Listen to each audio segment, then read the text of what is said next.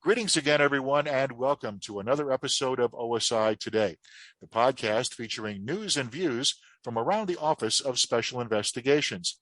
I'm Wayne Amon from OSI Public Affairs, and in this edition, we focus on OSI's role in sexual assault investigations.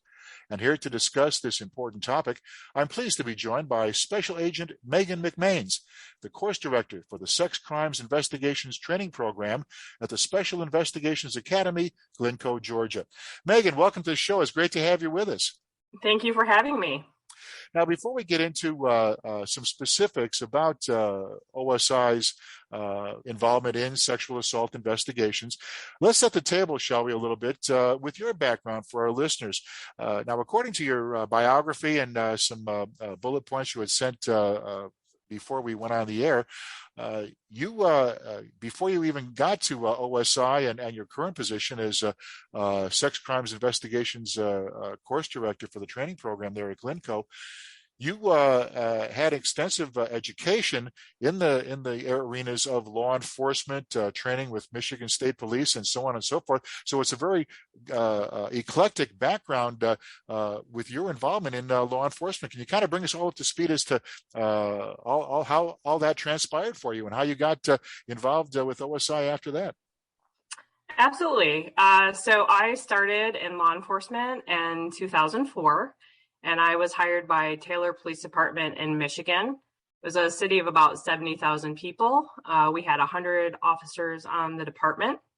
And I worked kind of everything on that job. We had road patrol, accidents, domestic violence, sex assaults, theft, drugs. We kind of did a little bit of everything. Mm-hmm. And I went and I applied for the Downriver Area Narcotics Organization a little bit later in my career in 2009.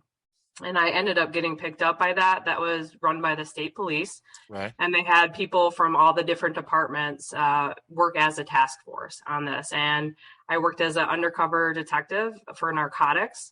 And that really opened my eyes up to the federal side because we worked with DEA and HSI. Right. And I actually talked with one of the agents because I was considering going federal, and they said, "Hey, how about OSI?" And I hadn't heard of them at that point. So I actually went and I applied to go to a job fair. Right. And I brought my resume and I learned about it, and I was really excited about what I heard. And I ended up getting interviewed and a conditional offer. And so that's kind of how I started with OSI. Right. I would imagine that your educational background, too, from what I understand, it's Wayne State University in the great state of Michigan. You got a bachelor's in criminal justice and a bachelor's in psychology. And I would assume those two degrees were very important in kind of opening your eyes, too, as far as the importance of education toward getting into the law enforcement area. Absolutely. All the education I have received has kind of guided me and helped me grow along the way. Uh-huh. And the more that I get, the more understanding I get how to handle different situations in different areas. I see. Now, in some of those areas, too, you mentioned that understanding things like biases, learning to listen, and realizing maybe some blind spots that you may have had. How has that mindset helped you as a special agent with OSI? So when I started with OSI, I thought, I know a lot. I've had some background in law enforcement, but I feel like it wasn't until I went to SCITP, which is a sex crimes investigations training program, that it really opened my eyes up to my own biases. Uh-huh. Sitting there kind of having opinions about some of the things and being very vocal about what I thought, and then realizing that I was completely wrong and that I wasn't seeing things correctly. That education was critical to my growth. And as I learned more about my own biases and the way that they were affecting the way I interpreted information that I was receiving and how that worked, I recognized that that was something I needed to work on as a law enforcement agent. I see. Yeah, I would imagine that just being in law enforcement to begin with is an eye-opening experience, and it's I would imagine, a never-ending educational experience, even for yourself as someone who's been in law enforcement now for years, both, I guess, on the civilian side and now the federal side.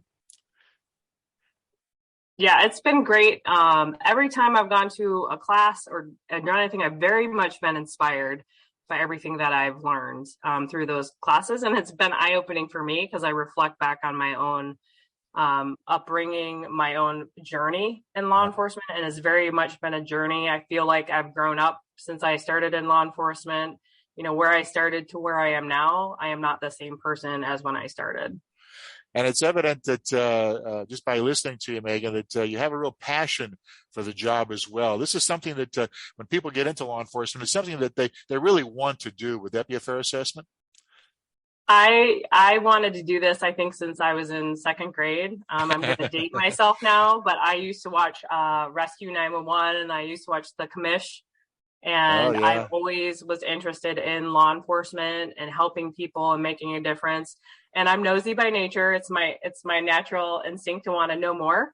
Right. So it was a good fit for me. Right. Well, I date myself too. I used to watch things like Dragnet and Adam 12, so I'm right there with you, Meggan. Shifting gears just a little bit to the OSI sexual assault investigations process and whatnot. Every week, PA shops from around the world get a weekly message from the Secretary of the Air Force Public Affairs. And in this past week's message, it did include a prominent point on sexual assault awareness and prevention, on how the DAF, or Department of the Air Force, is not tolerating sexual assault or harassment in any form whatsoever. They also mentioned about April, this past month, being designated as Sexual Assault Awareness and Prevention Month, which provides an opportunity to emphasize available resources and support for the efforts to that remain a top priority throughout the year. Now, in specific terms, and I think this really relates obviously to you as the an instructor and course director at Glynco, the Department of Defense, it says here, is increasing the number of special agents devoted solely to conducting investigations into allegations of interpersonal violence, dedicated to finding and rooting out those who would do harm. Now, as I mentioned, as the course director down there, that must be very gratifying for you to know that at the highest levels of Air Force leadership, not only OSI, but Department of the Air Force, more bodies are being devoted toward sexual assault investigations. And can you kind of explain how that makes you feel, knowing that the folks at those highest levels recognize the importance of this training? It makes me think back. You know, my prior history in law enforcement is I didn't receive training in these areas as much as I would have liked. And when I did get training, the awareness that it brought me in these areas, and I ran my cases better, I was more objective, and I understood victim behavior, offender behavior, how memory works, all of these things. So I feel like in general for law enforcement, training in these areas is critical. Mm-hmm. Most law enforcement agencies don't have training in intimate partner violence and strangulation. And so now that we recognize this is something that's very important to understand how intimate partner works, and coercive control and the cycle of violence, all of these things, we want to make sure our agents are given the tools that they need so they can run a good investigation, and also understand and put themselves in that victim's shoes, and like, what are they going through? What is the process like for them? How do I help guide them through this? Uh-huh. I think that is very critical for agents to understand the bigger picture, and the more education we can give in this area, the better our agents are going to be, and the more tools that they're going to have when they're in the field. I see. Now, you made a very important point just a second ago, as far as having the special agents understand what the people involved in sexual assault are going through. I would imagine that there's a specific mindset that has to be developed to place them in the shoes of people who go through this, because obviously it's a traumatic experience, and they need to know that they have people on their side to help them get through something like this. Well, when we look at victims, some of the things that we don't think about is when they come and report a crime, maybe a sex assault or IPV strangulation or something to that effect, right away, maybe they have the SARC, a sex assault response coordinator, or they have family advocacy program. The JA is calling them, OSI is calling them, maybe security forces is calling them. They have a DAVA, domestic violence victim advocate, and all of these people are immediately in their lives, and they're impacting them. So if we can just understand too, hey, they're retelling their story maybe to the SAMFI, the SANE nurse, about what has happened to them in the sex assault, and now they're going to go talk to us. So we need to be able to try to put ourselves in their shoes and have some empathy for what the process is like for them, and really listen to them and help guide them along the way. If we can demystify the process and be there to listen, actively listen, really hear them and what they're going through, that's going to make a tremendous difference in the relationship we build and the support that they feel. I would imagine another sensitive area is if the subject of the investigation, the predator, if you will, is in their particular unit, sides may begin to be taking form. And you mentioned that in your notes that were very important to touch on. Can you kind of explain why it's important to understand that dynamic of the sexual assault investigation?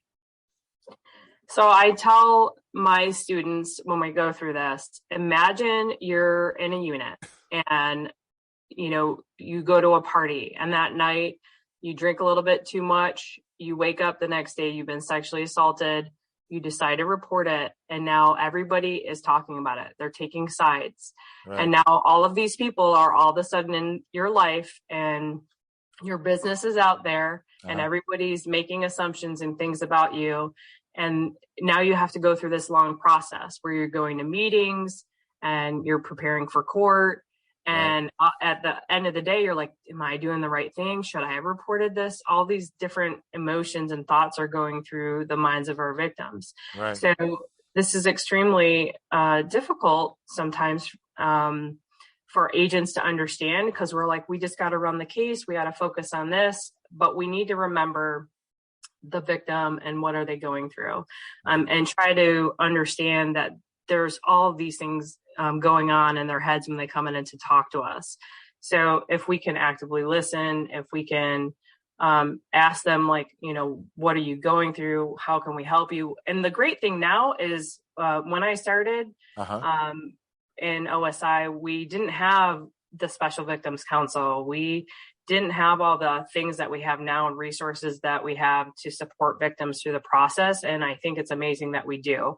And it makes our jobs as agents, we can focus on the investigation and knowing that we can do a warm handoff to these helping agencies so that victim is taken care of. Very, very well said. Now, I would imagine that completeness in an investigation of this magnitude is very important.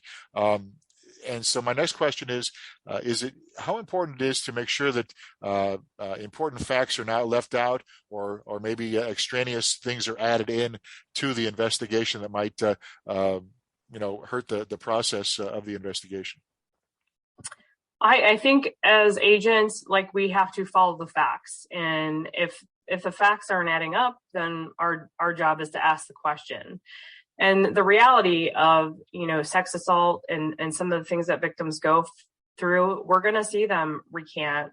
We're going to see them leave parts of the story out. We're going to see them not comfortable or embarrassed or ashamed about saying things to us. I've had cases and so many examples of where things were left out. But at the end of the day, if we can talk with our Special Victims Council or explain, like, hey, we know that you didn't cover this, but this is why it's really important. We need the full story, even if they feel like it's going to make them look bad. So our job as agents is to make them understand and to work with their Special Victims Council or the victim advocate kind of through this process. Because that's the realities of what we see in sex assaults, is that it is hard sometimes, especially maybe a lot of our underage, airmen, maybe they were drinking underage and then they were sexually assaulted. And so they are worried about talking about what's happened to them. And they're leaving out the part where, they did get very intoxicated and they weren't able to consent. So Yeah. we have to figure out what really happened. So I think with agents explaining this in the process and kind of working through it, and then working in conjunction with the Special Victims Council, saying, like, through our investigation, these are the things that we found, and we're going to need to, bring them back in and clarify some of this stuff. They can help them understand, like, hey, it's important that you give the whole story, and why they should do that. Right. Now, a while back, I did an interview and a story on cognitive interviewing, and I would imagine that that particular type of getting into the mind of the interviewee is so very important. And as you just said, because they may not say everything right off the bat, but when you have those special interviewing skill sets to get it out of them, you do get the whole story, and it makes your investigation that much more effective, I would guess. Absolutely. I think cognitive interviews are critical, especially in our substantive interviews of victims, key witnesses, or subjects, because what it does is it helps memory recall. And so if we have somebody who's maybe not remembering because of stress or trauma, or they were intoxicated or had something happen to them, it's critical for us to kind of take their time and go through each. And what it does is it promotes that memory recall, but it also builds that relationship of trust with the person sitting across from you.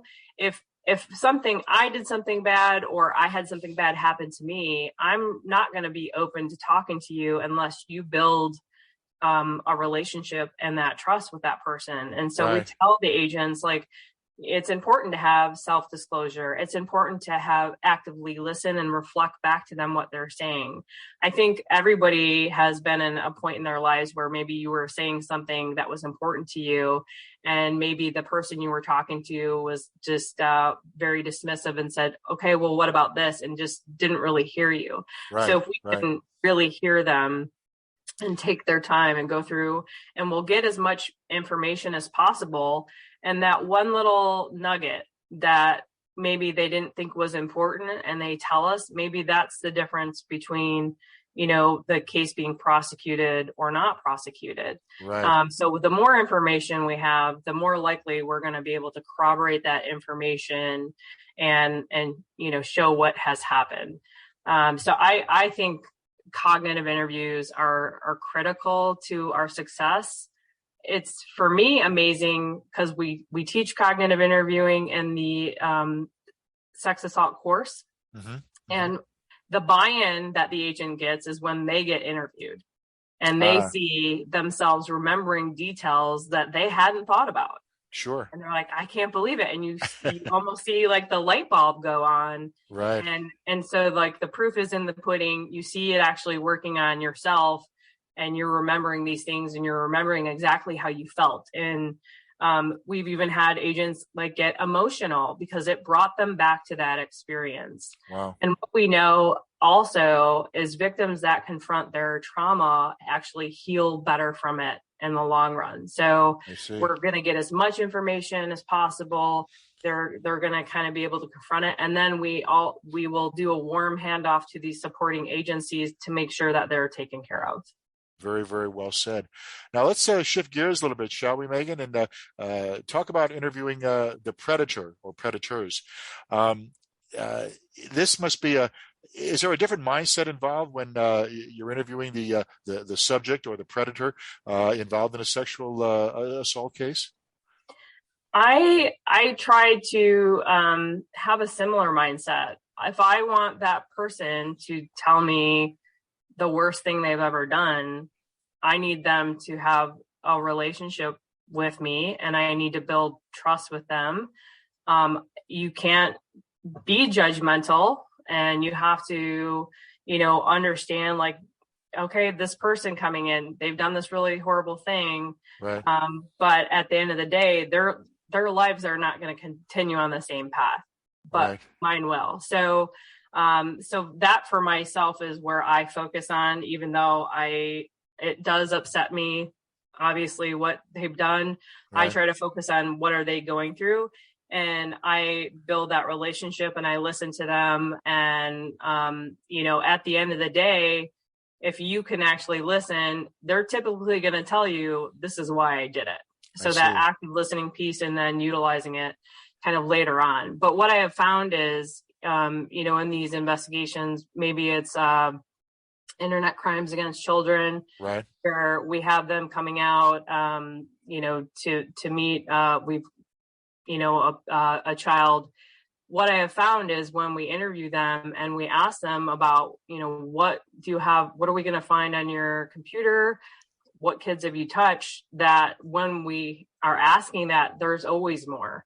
Uh-huh. So when we get these, we need to be asking more, not just Sure. stick with what we have, because there's more going on there. Right. So it is difficult at times. And, I have a young son. And so I have to compartmentalize when I'm in an interview with that person and not think about some of these things. Right. Has it Right. changed me as a mother? Absolutely. I'm much more cognizant of certain situations that as a law enforcement, if I wasn't in law enforcement, I might not be looking at them the same way. Right. Right. Yeah, I would imagine you have a different set of glasses on when you're looking through the law enforcement prism. No doubt about that. Now, you mentioned also in one of your important talking points that agents can make an impact on so many people, and the next sentence I think tells a lot when you said people may not remember everything you said or did, but they will always remember how you made them feel. So I would imagine that your experience within law enforcement has kind of brought that to the forefront for you. It absolutely has. And it wasn't something I necessarily understood as a young law enforcement officer. But I've learned and grown, and I understand like how important and critical this is. We need to show feeling and as agents, and understand and try to empathize with what people are going through and really listening to them. If we're just all about getting the case done, boom, boom, boom, then we're missing out on maybe some vital things. Right. And we want to make sure that that person feels heard. Uh-huh. And that person feels supported, and that they're not walking out of the door thinking they didn't even care about me. That's not Right. what we want. Right. I mean, it's so critical that that person walks out feeling like OSI listened, they took all the, the information down, and they're going to do their best that they can with running this investigation. Right. Okay, very, very good. Now, Meggan, you mentioned also a very important thing is wellness when it comes to the agents themselves.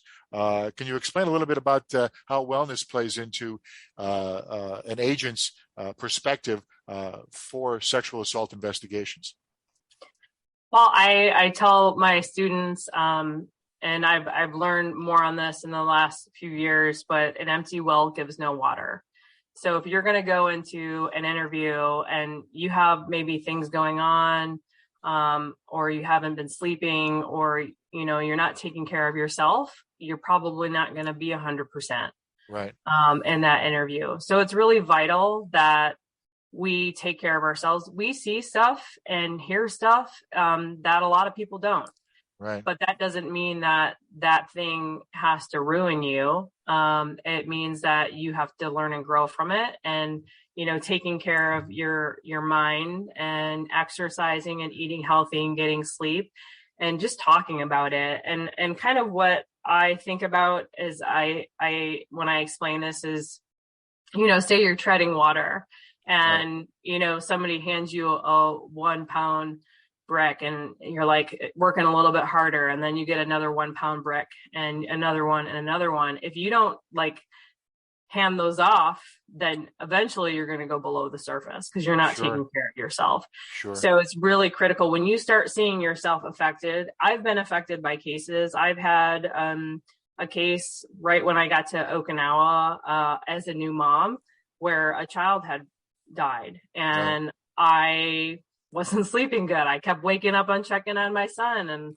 I was really stressed out about it, and it affected me. So recognizing and normalizing, like, it's okay that we all have these points. And, when you go to, say, a death scene with your unit or something that's really messed up, just sitting about it and talking together, just that alone, like, man, that was really messed up. I can't believe that, just vocalizing it, and taking care of, and if you see that agent who's isolated or having a hard time, saying like, hey, are you okay? That could make all the difference. And I've learned a lot recently about like post-traumatic growth, which is basically, just because we go through trauma doesn't mean that we're going to be ruined. We can actually come out even better on the other side, right? It's confronting it and talking about it and learning from it, which is really, really important. Right. Well, as they say, special agents are people too, Meggan. As you can attest to that. Hey, Meggan, do you have any last words before we wrap things up on this edition? I would say, just for those agents that are starting, one thing that I've really learned is challenge yourself to do things outside of your comfort zone. For me, I wasn't a fan of public speaking, and now I'm teaching, and I have to do it all the time. So and now you're on a podcast too. Great. And now I'm on a podcast. So, and that's out of my comfort zone. But to really learn and grow, we have to get out of our comfort zone, and the rewards that you will get if you can get out of that comfort zone, it's going to be well worth it. Very well said, Meggan. Very well said. Our guest has been Special Agent Meggan McMains, the course director for the Sex Crimes Investigations Training Program at the Special Investigations Academy, Glynco, Georgia. Meggan, thanks so much for taking the time to be with us. It was great to chat with you. Thank you so much. And thanks to all of you listening for tuning in. For OSI Today, I'm Wayne Amon saying so long for now.